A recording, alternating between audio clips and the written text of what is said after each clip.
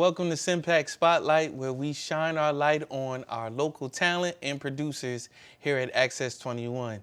I'm your host, Keith Roberson, and today I have the pleasure of having here with me none other than Mandrey Davis. How you doing, man? Man, I'm doing lovely, man. It's a pleasure to be here. How you doing today? I'm doing all right. I'm doing okay. That's what's up. All right, so we're here to talk about you. Don't hit me with any curveballs about I don't want to talk about me or anything like that. We're here to talk about you, okay? So All right. first things first, who is Mandrey Davis?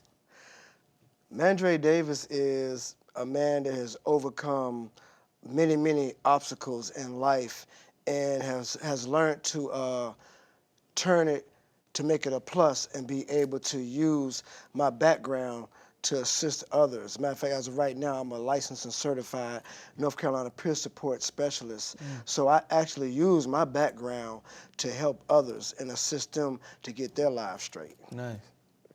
Where are you from originally? I'm from right here, the Queen City, Charlotte, Okay. North Carolina. How would you say that's influenced you in your life and just like where you are right now? Well, growing up here, I've lived on, and it's funny when people say, like, what side of town are you from? You know, people always say that. I've lived in the whole city, so I always just say, Charlotte. And they're like, what side? I'm like, Charlotte. So I've been influenced by all sides. You know, I've lived in, I got grandparents that grew up, you know, in the urban neighborhoods, so I was influenced by the streets. We lived in the suburbs, you know, the good areas. So I've been in both areas, which has helped me be, as my dad, Reverend Melvin Davis always says, I've never met a stranger. So by being in both areas of life, I can pretty much just maneuver anywhere, anytime, and it's helped me be able to adapt and to be able to reach people that otherwise people wouldn't normally be able to get to, depending on what the subject or the focus is. You're just a well-rounded individual. Yeah. Yeah, I know you were just singing some songs that might not be culturally accepted. You know what I mean? So I definitely get that, understand that. Yeah. The name Mandrey, it's a little unique, I would say. Would you say? Yeah. Any meaning to it, or Well, the origin of it? Oh, yeah, man. It's a couple of meanings. Spiritual-wise, Mandrey means whole. So it means you're able to be able to deal with the situation you're in and move forward and deal with any obstacles. It's actually Indian for strong warrior. Dope. So when my parents named me that, you know, when you're younger, you don't want no elegant name. So it was just like, oh, Mandrey, ain't going to Mandrey. So I went by Dre growing up. Yeah, and then I was a third generation, so it was always Trey or Dre. I thought that. I'm like, are you a third or something like that? So Mandrey Davis III, and instead of that, they just nicknamed me Trey, and my real name Mandrey. Now, as I'm older now, of course, I'm like, Mandrey. Right. You know, so Yeah, it's definitely I love a the man's name now. Right. Like Leroy. Yeah. You know what I mean? Who's You the don't want to boss? be a little boy No. called Leroy. No. You know what I mean? But yeah. That's rough. That's rough coming up. A lot of fights. Right. No, I thought about my name real quick too. Like the other day, like I wonder how it would be if I was like a little baby going by Keith. You know what I mean? Yeah. But I wasn't. They had a nickname for me. So yeah. What sparked your interest in podcasting? Because that's what you produce here, right? Like Yes, sir. you produce a podcast. Help me understand this. Do you produce 2 podcasts? Is it 2 in 1? Is one a subsidiary of the other? Actually, I'm part of 3, to be honest. Yeah. So back 2023-24 is when I first came through and I took the podcast class here. And real quick, for those who don't know, Access Cable is the spot to be. I'm talking about you don't have to worry about having a long, drawn-out loan debt or college of anything of any sort. The classes are like minimum, if not anything here to pay for. And you're taught by people that are already in the game. They are vets in the game. They know what they're doing. So you can't lose. So I started out taking the studio, podcasting, control room, and it led to me starting to do shows here. My first one was actually Elaborate. That was the first name of it. Then I switched it later on to So Elaborate. And it was a wonderful clip. Ironically, how they say, if you're ready, you don't never have to get ready. Right. So my actual first show here, my guest didn't show up. And so I had Malik Cruz on as a floor director. He's like, bro, I got it. Handle that. Figure out what you're going to do for your show. So my first show came off the top of my head, and I just happened to have my body butters, body oils, my incense in my vehicle. Okay. And I came in, and we set up table, and that's how the first podcast show I did actually came about. And it was so good, and we ran through it like Jay-Z time, like bam, one time we done. Take hold, One yeah. take hold. And we had time left. Like, we had time for a whole nother show. So Miss Anna Poon came in, and that's the one I like. It's actually the second episode. That's the one I like the most because I was able to come from her Far East understanding and come with the westernized American understanding of what we really do with incense, praying, meditating, lighting up the house, making it smell good. So it was a very interesting conversation on that one. Okay. And that's how that podcast began. Then, as of recently, coming off the production and hosting, like pretty much doing everything inside, I got up with Antoine. We call him Antoine Lamar. Antoine Heron is what y'all know him, but stage name Antoine Lamar. Okay. And we started doing It's the Bottom Line. And so how that came about was he was like, man, I see how you do on that, and we've been clicking, we've been doing music together, and you really serious about your craft, and I like how you do it. You're down to earth, but you're professional. And so he's like, man, be the host on my show. I said, bro, no doubt. So now he's been doing the production side of It's the Bottom Line, and I've been doing the hosting on there. So prior to that, did you have an interest in like prior Podcasting, yeah. entertainment. Yeah, I've always been in entertainment. Like it's before I realized it, it was my therapy. You know, I got older and matured and realized that it was my access, my outlet. Right. But even as younger, I mean, you know, what kid doesn't like being in music or being in front of the camera? So I started out young, being in stuff like, I don't think they exist anymore, talentlink.com. And the first real production I was in as far as entertainment was having Arce back in the early 2000s. Camille Cosby was here and produced the movie. Camille. Yeah. So Camille. I was a Camille. My wife, Camille. You gotta talk to Camille. So that was the first one, and it hit me. I was really like, had the bug from that point on and just wanted to do it. A little older in my teens, late teens, I was on a show. Matter of fact, it was here, Video Lockdown. Okay. It was run by G. Carraway. This was like late 90s, 97, 98. By here, do you mean Charlotte or Access 21? Access 21. Okay. Yeah. And they produced it here. But we did a lot on location. And that led my journey into doing interviews. Back then, you know, they say interviews. And I met a lot of people that, when they first came out, Timbaland and Genuine, first album, interviewed them. Really? I can't think of her name, but she was DMX's girlfriend in Belly. She did an album. Vita? Not Vita, Keisha. She was Okay. Keisha in Oh, Belly. okay. Yeah. So Okay. it just went The on real and on from there. girlfriend. Right. And from that point on, it hit me when I came back, like 22, 23. I kind of got the bug. I missed it. I wanted to come back to doing what I was doing, but I wanted to own my craft. I wanted to do it myself. Yeah. I didn't want to be doing it just with anybody else. I wanted to do it under my LLC and show others that you can do this. Like, I had a background, you know, a justice reform background, and I got out and I decided I'm going to do right. I'm going to be legit. I don't know what it's going to take, but I'm going legit. And this was brought to my attention. To be honest, I can't even remember how. I think I was looking online, and it just shot by. Wow. And I said, man, I forgot about Access Cable 21. Wow. And I came in, started the classes, and here we Here are you today. Yeah. Yeah. Running it up. So speaking of Annapurna, we have a clip of yours, of your show. Yes, sir. Now, is this the first or second episode? Yes. It was the very first. Right. It's right? actually we did it all one day, but it was the second episode that we did. It was the second episode Yes, of sir. the first day of filming. Right. Okay. All right, so let's check that out. All right. I might go outside for 10 minutes and come back. It's like it never even was lit. So with this one, you can smell it. It soaks actually in the oil.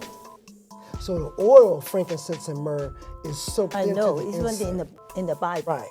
So it's very clear. So you don't have to worry about does it have sodium dioxide and da-da-da-da-da and da-da-da-da-da-da. Nope. The label that you see, this is exactly what is in this product, what's in this soap. So that's why I do that. So that was the perfumes and the, and the essential oils and the incense and all of that type of stuff. So I know backstage we were talking about, you guys kind of like juxtaposing, but also like joining together the Asian aspect and the African aspect of it all. Can you elaborate more on that? Absolutely. So it was actually, it caught me off guard because she was so amazed at the first show because like I told you, I freestyled it. I just ran through it. Like I had no script ready because I was supposed to have my cousin here who was a music artist. So I had no plans in doing the show myself. But things happen the way they happen. And when we got done and we had all that extra time still, Anna was just like, I'm amazed at what you have and how you explained it. I would like to come in and give the Far East point of view, how we do stuff with the incense. And I was just like, beautiful. Yeah. And we ran with it. It's always interesting, like how the Asian culture and the African culture, like they merge and stuff like that. It's always interesting to hear about those types of stories, man. And how alike we are. Really? You know what I mean? How different we are, but also how alike we are at the very end of the day. And that was a very good show that matter of fact, I'm going to start reposting it because please do. People need to see that we are different in so many ways, but like you said, we are alike in so many ways. So let's focus on that more, unity, instead of everything else. And celebrate the differences. Right. You know what I mean? Celebrate the differences because that's what makes everybody unique. But, my blood is red just like yours. That's right. You know what I mean? That's right. How'd you come up with the title, It's the Bottom Line? Who came up with that title? Was it Antoine? Was it you? It was Twan that came up with it, but I kind of touched in on it since, every time we come on, I got to say, it's the bottom line. So I added to it, it's the bottom line. So we just wanted one where you got to understand it when you see the podcast name before you even see the show. What's it about? It's the bottom line. No matter what we talking about, it's the bottom line. And so, man, we just ran with it. And like he sends me the scripts. I like yesterday, we were ripping and running so much over the weekend. The week before, we did podcasts. We usually go every other week. Thursday, we were at the Bootsy Show podcast.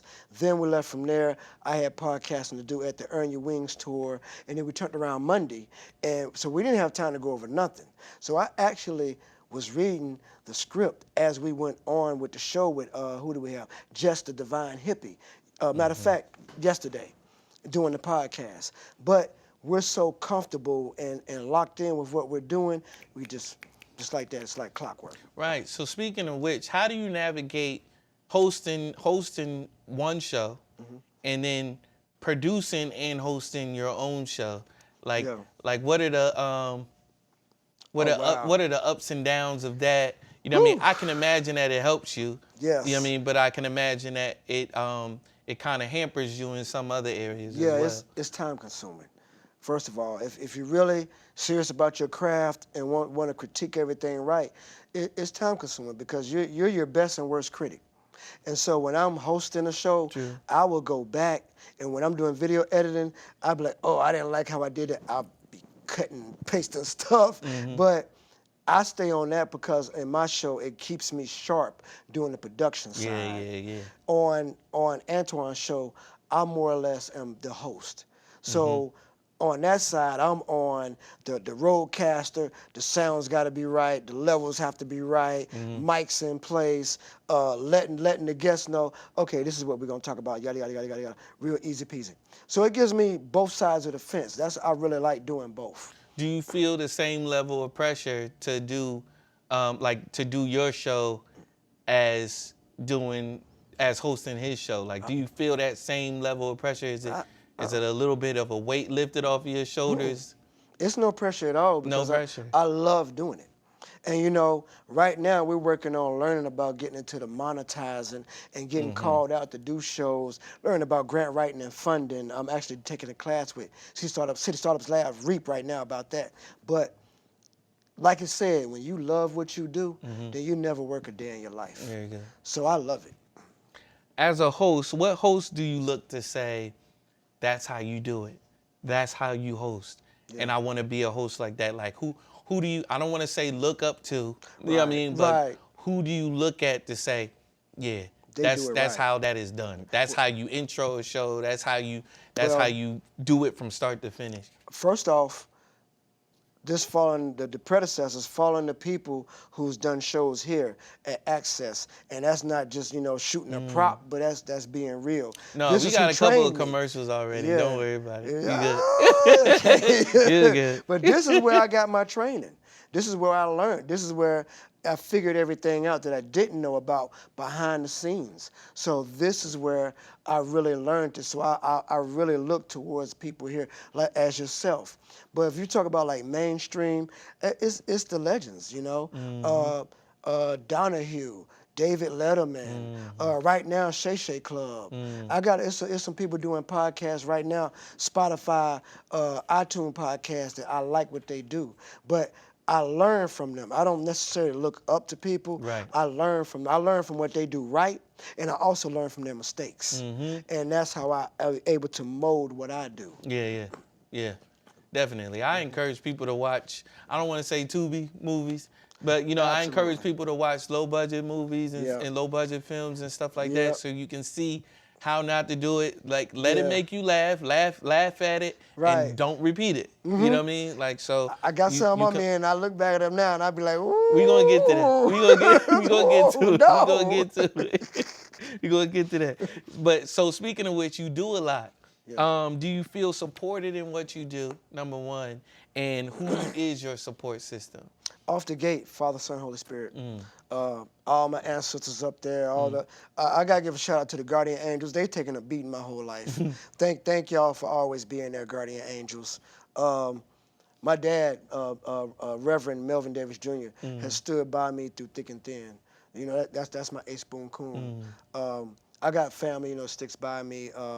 There's a lot of people you realize when you get into the entertainment and the business circle in Charlotte, it's not big as you think it is. It's small. Yes. Because you're going to run into the same people repeatedly. Yes. So some of the main people that I run with who have led me to other people.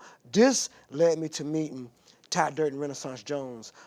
Led me to meeting Portia the Poet, Boss Lady J Storyteller, so forth and so forth. And this is how I met them. And they go off of, do you work good? Do you show up? Do you actually put in? Do you grind? And if you don't, you won't have to worry about hearing your name no more. Chuck T, DJ Chuck T, Vanyetta Trendsetter, so forth, so forth. Core DJs.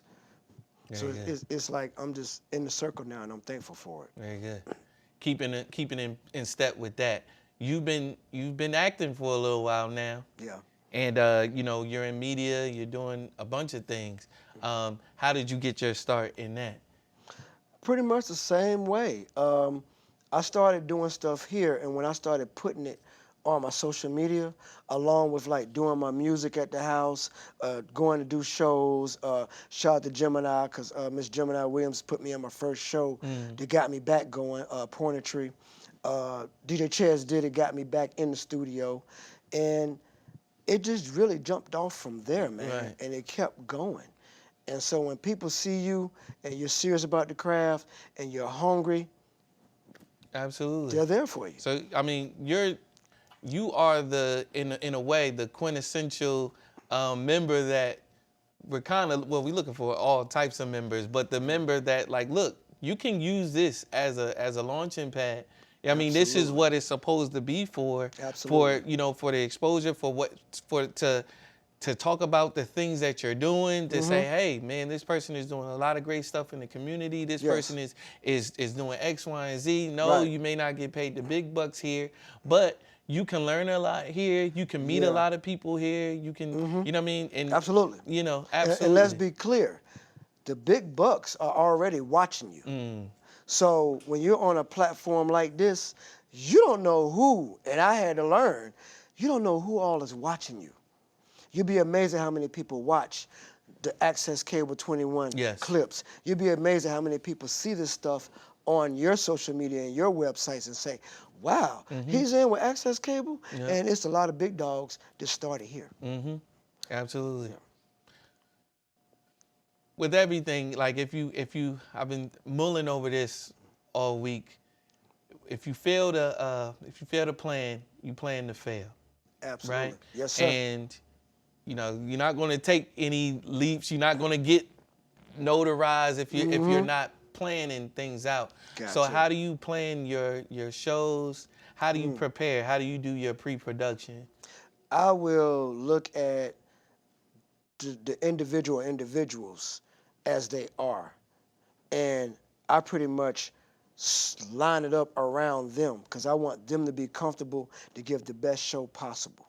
So once I get that in, I intertwine it with what I do, and it just makes a good show. You know, you always want to give them leeway to talk about what they want to talk about and be comfortable in what they want to talk about. Yeah. And so I just run with it from that point on.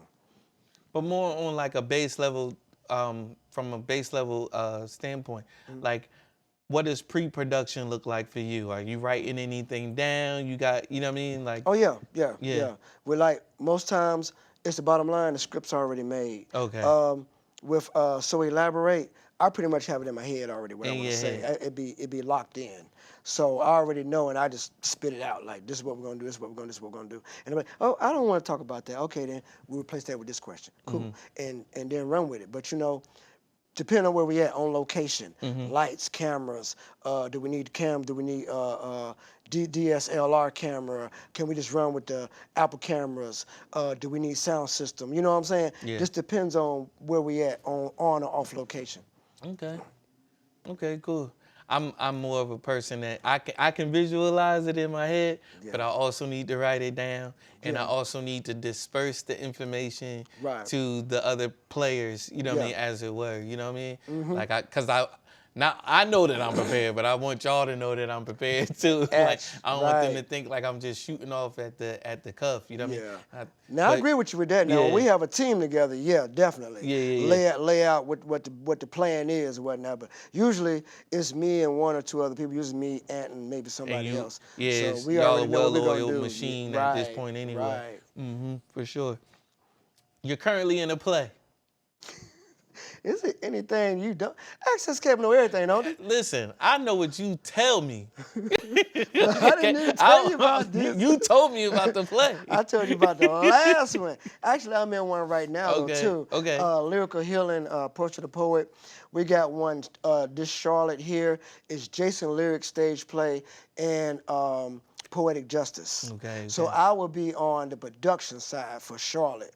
I'll be helping with the props, the sound, make sure everybody knows their cues. My dude Carolina L will be pretty much running camera. So, you know, he'll be doing the video. Then I'm actually in the play. I'm Mad Dog Kenny in Raleigh for the Jason's Lyrics. Yeah. And that'll be this Saturday. So how do you juggle all of that and then still produce a show and still host a show? And be a North Carolina certified licensed peer That supporter. too, yeah. It's what I love to do. So all of it just goes in line with each other. And I have stuff calendared. You know, I'm be honest. I can't sit up here and say the brain is big now, but Yeah, it yeah. ain't that big. Yeah. Yeah, I calendar everything. I have to know what I got going on that Absolutely. day. I look at it maybe a couple of days in advance. Definitely the night before, I got to look at that schedule and know what I got coming up. Are you a dry erase board kind of guy? Yes, sir. Okay. Yeah, buddy. Yeah. Because I have ideas. I'm like, And so, yeah, I use the dry erase board all the time. Definitely. Highly recommend. What's one thing you would tell someone or warn someone about starting a podcast or starting any type of production? Dedication. Mm-hmm. Stay dedicated, because it's going to be some ups and downs. It's going to be some trials and errors. In the words of Nipsey Hussle, everybody's not made for the marathon. It's going to be some people you had with you that you should have let go on the 100-yard dash. And they're going to fall off anyway. So you got to be prepared and dedicated and focused when that comes into play to keep it moving and keep it going, because it's going to be obstacles. It's going to be trials and tribulations. But if you are focused and keep that going, it's going to bless you. It can only curse you if you allow it to curse you. So you're your best person and your worst enemy according to what you do and what you believe. How did you get the moniker Man Drizzle? On a lighter note. So, honestly, 2023, I was in the studio. I got back in the studio, and it was 22, matter of fact, 22. And right before I went to do my first song with Ches Did It, DJ Ches Did It, I was in with some young guys, and they were just like, when I spit, they were like, because they weren't expecting what came out to come out. And it was like, yeah, Unc, you got that drip. You're not Mandrey no more. You Man Drizzle. And I was like, yeah. But then at the same time, I was like, I don't know if I was Man Drizzle. That kind of sounds, ooh. I hear you. It grew it's on raining, man. Yeah. Right? I didn't think about it until you said it, so don't tell anybody else that. But it grew on me. And I was like, yeah, that's the name I'm running with. And amazingly, nobody on social media had that. Now on social media, it's a million drizzles. And I'm just like, I actually had to, that's why I had to keep the Man Drizzle on there. Because now if you go on there, everybody and their mama name is Drizzle. Right. And you're like, So nah, I'm the first. I'm the. Yeah. So when it's all said and done, what do you want to have accomplished in the media space? What kind of legacy do you want to leave behind? I wanna clear a path where it's easier for people to have a show that is able to fund their needs, that is able to take care of them and their families. And at the same time, I want to have a show that, like my LLC is me LLC. What I want to do and working on now, combining entertainment with mental health awareness. So I always want, and I actually implement that into every podcast now. Check on people. You know, how are you people doing? Mental health awareness. Make sure everybody's all right. And that's really what I want to leave in the end. That not only did I entertain you, but I helped your mind and your soul. Very good. From all of us here at Access 21 and CMPAC Spotlight, we say thank you and good light and good night.